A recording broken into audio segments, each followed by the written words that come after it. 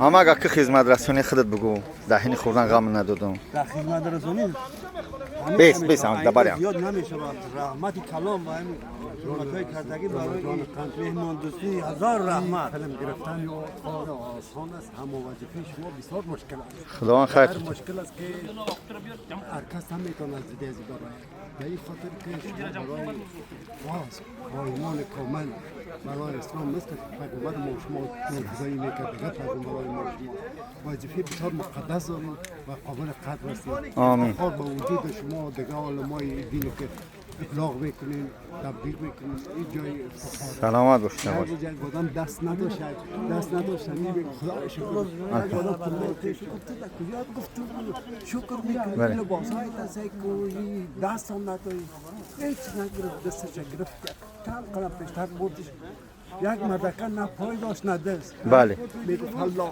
شکر الله شکر مسئول دارت هست بله با همه چیز راضی سن. بله یک دفعه آدم که پیسدار بود دریشی و نکتایی من گرفت.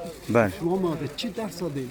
بله چی برای من چرا من نمیفهمیدم دیگر این وظیفه شما ایسا پرکت است.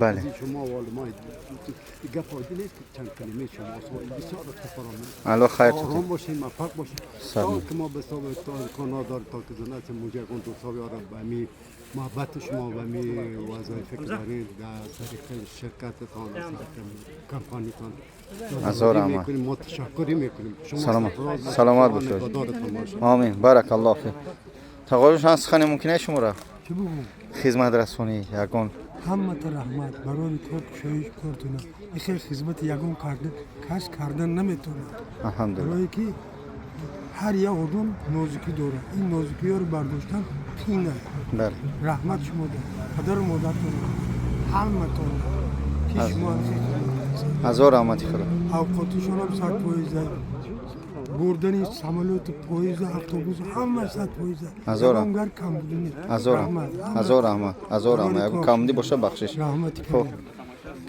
Брат, пара слов ваш, пожалуйста, на русском. Не тебя, Лучи, на русский говори, не переживай, брат. Как обслужена, как наша компания, просто скажи. Все нормально? Все хороший, начальник хороший, да? Да.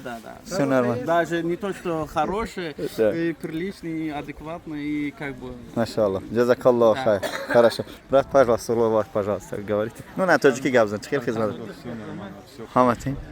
Все на высший уровень. همه خوب ناس راضی از خدمتی بچه‌ها الله برکتون با کی مونده اینجا این بابی جان سوال تیم مگه بابی جان پر اسلو واش بعد توجکی گپ زدم خدمت رسانی چه خبر بود خدمت رسانی بچه‌ها همه وقت گذشت تو ایستادن مرخصاندیم و اون که کمبودی نداریم ان رحمان با خونه میرسیم تو سلام سربلند باشی هزارم خدمت رسانی چه خیلی مجبورم کم ترک سال نشونی همه خوب راضی هستی کمدی باشه اوضاع خدا خیرت است 4 سال که شما خب صحبت ما خدمت رسانی بهترین در اون کمبودی نه و همه صنعتش و همه یگان به کمبودی انشاءالله ما راضی و همه راضی خدا راضی باشه بابا مثال چه بگم که ما همه خیلی میپرسیم بچه‌ها را در تنهایی که خیلی شد ما یکم بار نه همه راضی همه خوب پروردگار عالم همه گروه شما را با این زیاد کند آمین